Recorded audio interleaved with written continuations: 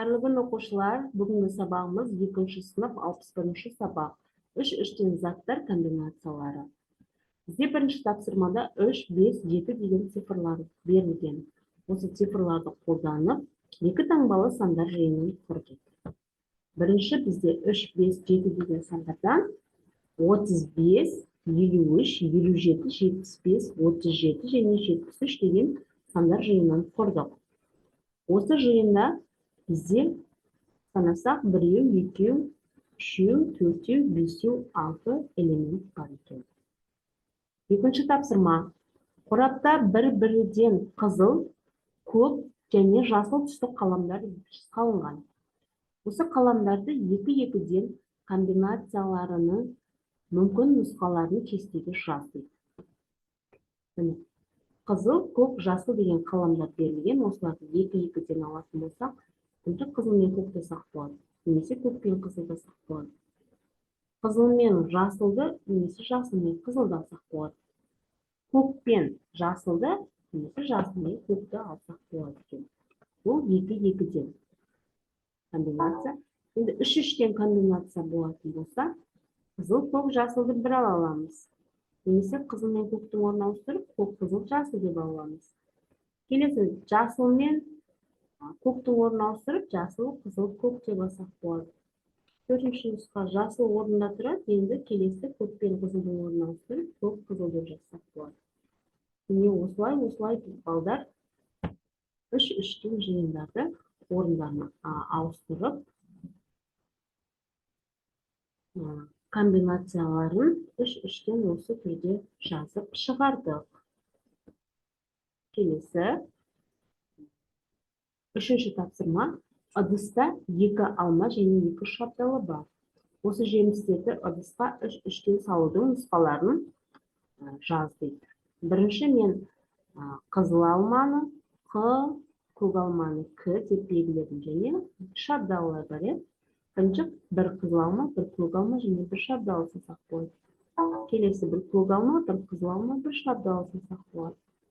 Келесі бірінші шабдалыны, көк алманы, сосын қызыл салсақ болады. Соңғы нұсқа шабдалыны салып, қызыл алманы, содан көк алманы салсақ болады. Келесі жолдар көк алма, шабдалы, қызыл алма жазсақ болады. Немесе көк алма, шабдалы, шабдалы деп жазсақ болады. Қызыл алма, шабдалы, шабдалы деп соңғы нұсқаны осы түрде ұсынсақ болады. Келесі тапсырма. Төртінші тапсырма. Суреттегі киімдер жиынтығын әртүрлі киінудің 8 нұсқасын құр.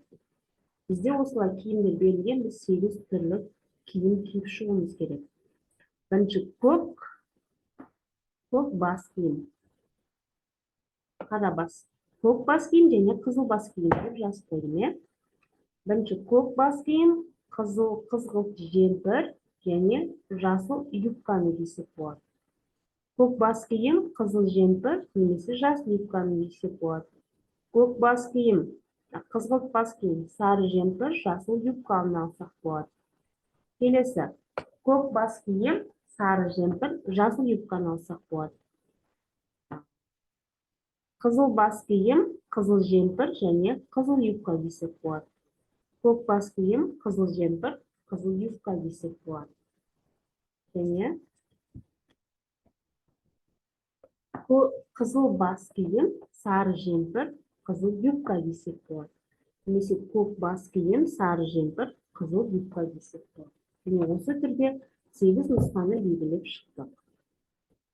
Келесі тапсырма бізде практикалық жұмыс. Суретке қара. 3 рет әр түсі 2 дөңгелектен алып, көк дөңгелектен кейін қызыл дөңгелек болатындай етіп орналастыр. Міне, бірінші 3 рет алды, 2-2-ден. Көк, қызыл және көк, қызыл. Міне осылай балдар дөңгелектерді орналастырсақ болады екен. Бұл бізде номері 5-ші тапсырма. 6-шы тапсырмада саябақта 63 көшет отырғызылды. Оның 12-сі терек, 9-ы жөке, қалғаны жеміс ағаштары. Неше жеміс ағашы барын табуымыз керек. Барлығы белгілі бізде. Терек пен жөке екеуін қоса алғанда бізде 21-ге тең екен. Енді 63-тен 21-ді азайтсам 42 шығады. Демек, балдар, саябаққа 42 жеміс ағашы отырғызылды. 7-ші мысал, 65-ке 34 қоссақ 99 шығады. 54-тен 48 азайтсақ 6 шығады. 100-ден 71 азайтсақ 29 шығады. 27-ден 73-ті қоссақ 100 шығады. 8-ші есеп теңсіздікті жаз. 32 мен 16-ның қосындысы адам кем.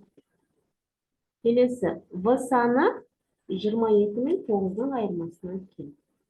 Теңсіздіктерді балдар осы түрде жазсақ болады. Келесі 9-шы кестеде берілген ас мәзірінен түскі астың барлық мүмкін нұсқаларын құрастыр. Бірінші тағам, екінші тағам және үшінші сусын немесе шай шырындары берілді. Соларды қолдана отырып, біз түскі асқа қанша түрлі тамақ жесек болады, соны санайық. Көже, қуырдақ шай, көже, палау, шай ішсек болады.